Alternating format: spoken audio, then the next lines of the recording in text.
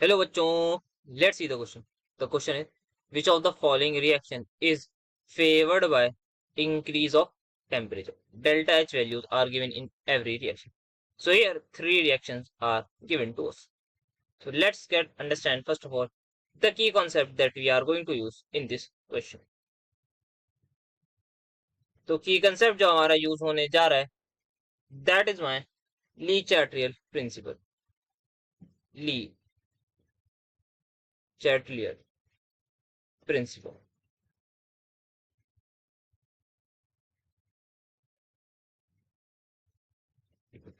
Which says basically कि हमारे पास अगर दो रिएक्टेंट्स आपस में रिएक्ट कर रहे हैं,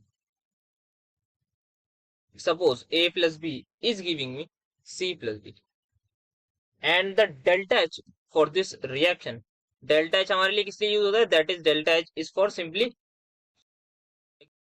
अगर इस रिएक्शन का जो डेल्टा H है, जो डेल्टा H है वो हो गया पॉजिटिव, मींस रिएक्शन हमारी हो गई एंडोथर्मिक.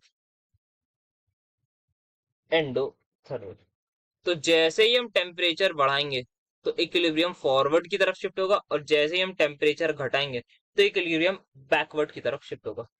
कहने का मतलब यह है जैसे ही टेम्परेचर बढ़ाया तो प्रोडक्ट ज्यादा बनने लगेगा, जैसे ही हमने टेम्परेचर घटाया वैसे ही प्रोडक्ट नहीं रिएक्टेंट दोबारा बनने लगेंगे, प्रोडक्ट आपस में रिएक्ट करेंगे और रिएक्टेंट बनाने लगेंगे. तो ये होता है हमारे पास जब हमारे पास डेल्टा एच पॉजिटिव हो. So in this case we have to tell की फेवर्ड कौन सी रिएक्शन है जो फेवर कर रही है बाय इंक्रीज इन टेम्परेचर.